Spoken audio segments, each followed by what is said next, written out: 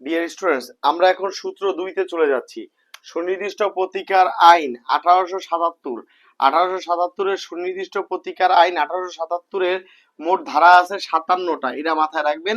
এর মধ্যে সূত্র 2-তে বলতেছে এই মধ্যে সূত্র 2-তে বলা আছে 9 ধারা, শুধুমাত্র এই ধারা 9, এই ধারা 9-তে চলে রিভিশন, আর বাকি সকল ধারা এগুলোতে চলে আপিল।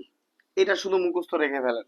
এটা শুধু দেখেন, সুনির্দিষ্ট প্রতিকার 1877-এর ধারা আছে 57টা, এর মধ্যে শুধুমাত্র 9 ধারা, শুধুমাত্র 9 ধারায় চলে রিভিশন, 9 ধারায় চলে রিভিশন, 9 ধারায় চলে রিভিশন।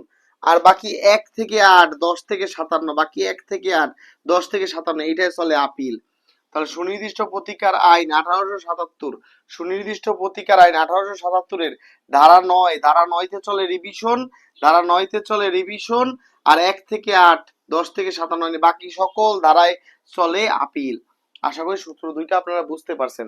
কি কি কথা বলছে সুনির্দিষ্ট প্রতিকার আইনের সূত্র 2-তে? সুনির্দিষ্ট প্রতিকার আইনে মোট ধারা আছে 57টি, 9 ধারায় চলে রিভিশন, আর বাকি সব ধারায় চলে আপিল।